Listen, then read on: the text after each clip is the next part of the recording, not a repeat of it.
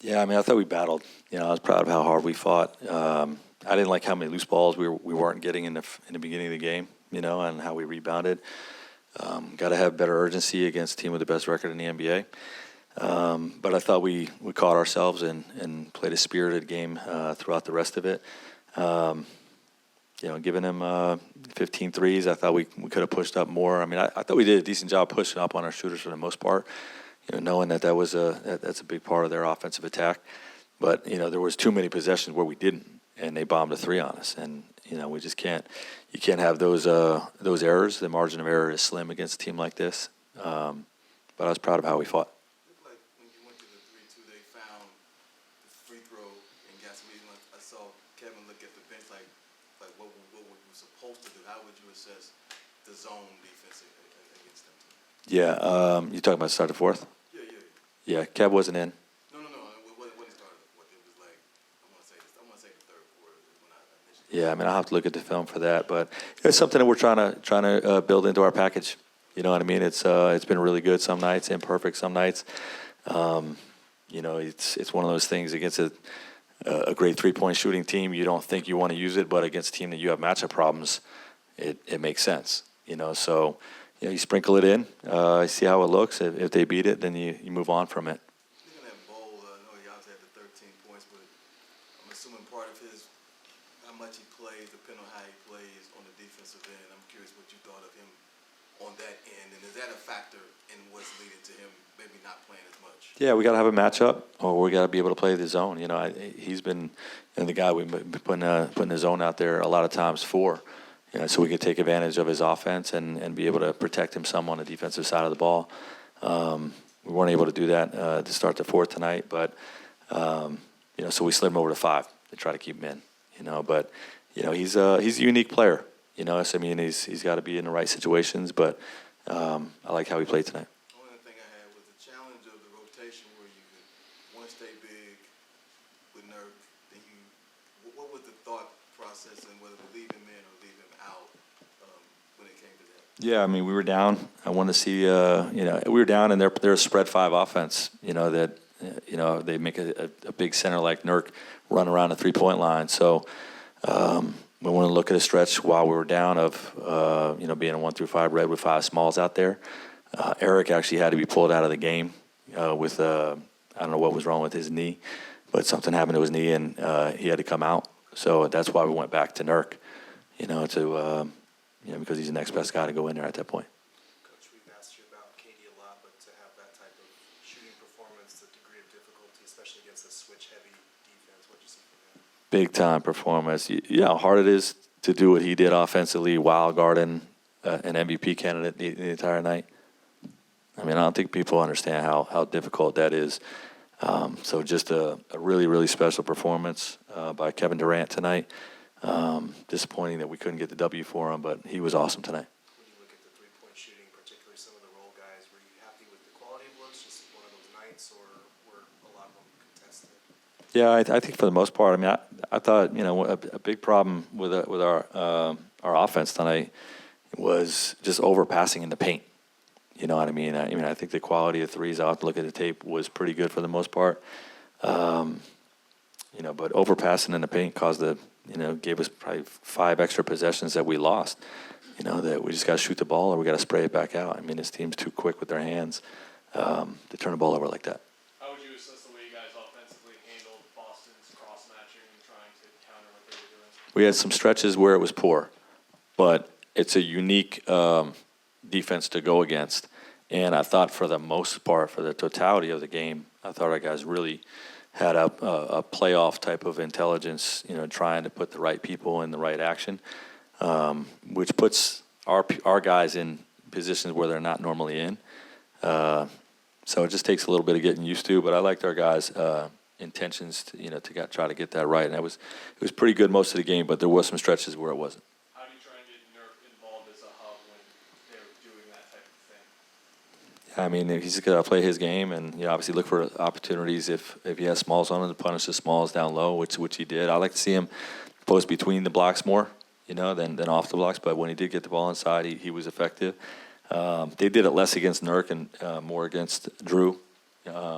and that's where some of the challenges came in. And, we knew with us being shorthanded, bridging the half, with our bench, with as many guys as we have out was going to be a challenge. We had to win those minutes, and, I got to look at the numbers, but, I think we didn't do well enough during those stretches. Frank, is anything going on with that right now, or do you expect him to be part of the rotation or getting chances moving forward? Yeah, we'll see. I mean, if the matchup, fits, then we'll use him. But right now, he's behind Drew on the depth chart. What was it about tonight that you didn't like the matchup with him, with that, as far as playing? No, I'm just saying we like Drew's ahead of him in the depth chart, and unless there's a game we feel like Drew can't play, which tonight was not the case. Did you get a chance to talk with Eric Gordon? Like, is that knee feeling good now? I don't have an update on that. Frank, you mentioned Celtics, what they do in these switches is unique. Team switch, what do they do differently? What makes them different? I just think their personnel. I mean, they get starting lineup as 4, basically all defensive team members. And then Horford's one of the, historically one of the best defensive centers in the game. And, the guys off the bench, Hauser and Pritchard, they're tenacious. You know what I mean? So, they got great defensive talent, within their scheme. Hey, Coach Missoula, in his postgame presser, said Drew Holiday is one of the most level-headed players he's ever coached. How much of a headache is it to prep for a player that's so good all around, such an irritant, can shoot the ball, pretty much jack of all trades? You said it right there. Drew's a champion. He's one of the best players in the league. And because of everything you said right there, what he does on both sides of the ball, tenacious defensively, he's shooting the heck out of the ball from 3 this year, and he's a huge reason for that team's success this year. Coach, you guys are getting, Boston was getting a lot of second chance points and lots of points off turnovers in the first half, and then kind of in the second half, you guys responded really well to that. What did you see there at halftime, that adjustment? Yeah, we had to be first to the ball. If you're going to beat the best team with the best record in the NBA, you got to be first to the ball. And we weren't in the first quarter at least. And I think most of the first half. But second half, we had the right disposition to go win a game. Coach just talked about you being able to have that kind of night with 45 guarding Tatum. How much was it tonight? Just feeling like you felt like you had to do whatever was necessary for you guys to have a chance tonight. Just feel like every game we all got to do what's necessary.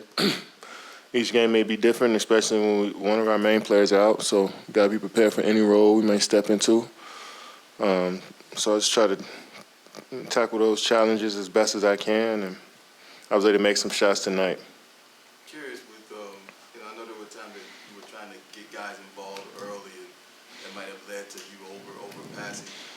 How were you trying to find that balance of find a guy, but then look for your offense? Yeah, I think I had a turnover early in the game trying to make an interior pass, and I realized I've been doing that lately, trying to make interior passes when I'm already in my spots to shoot.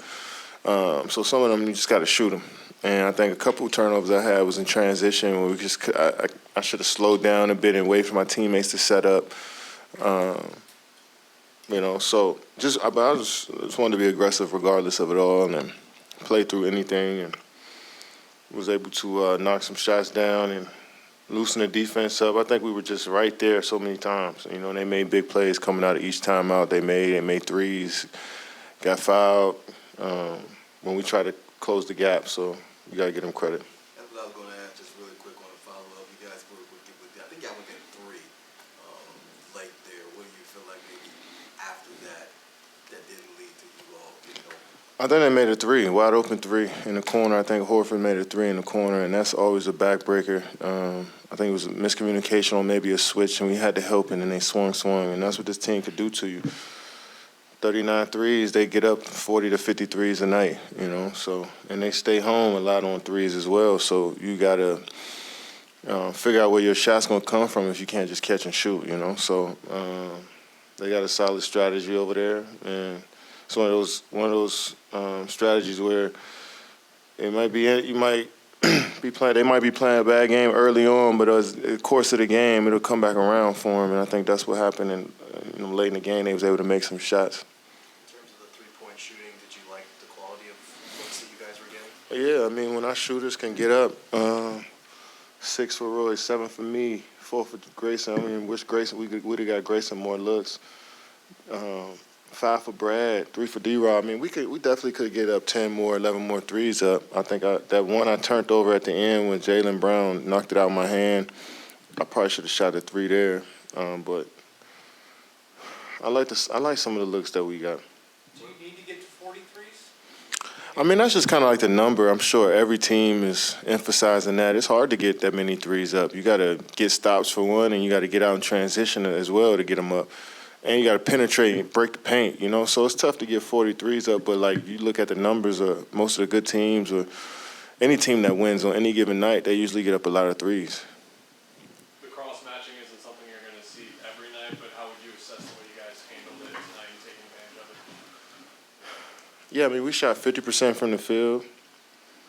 I think we slowed down and try to find out what our matchup was and attack that way, and we was able to get some good looks. We had 14 turns, but I had 6 of them, so everybody else was pretty good. We forced them to 12 turnovers, so I don't really think the turnovers killed us as much. But they made 6 more threes than us and out-rebounded us. Well, not that many. I mean, I think the three-point lines really would beat us. Kevin, when you're looking at Devin obviously getting close to being back, how much is it going to be good to get him back here on the road trip? Yeah, I mean, another guy that can create for himself and create for others, and phenomenal leader, somebody that we look to all game, you know. So I'm excited to get him back, you know, but we definitely don't want to rush him back because it's an important part of the season, and we need him healthy as possible. So, you know, if we could buy a couple more hours, a couple more days for him to get right, you know, we definitely could do that, but we miss him out on the floor. Kevin, you got these guys again next week, and I think the second hardest remaining schedule by win percentage. Like, how can games like these and games like that the rest of the way kind of show you up for the playoffs? Yeah, I mean, it's a good tune-up for us when you're playing against teams that you're going to see in those in the playoffs, you know, and they're going to play with high intensity every night. So it's good for us to get that warm-up before playoffs, you know. So I wouldn't want it any other way as far as grinding against teams that are fighting for spots, and I think the games would be better.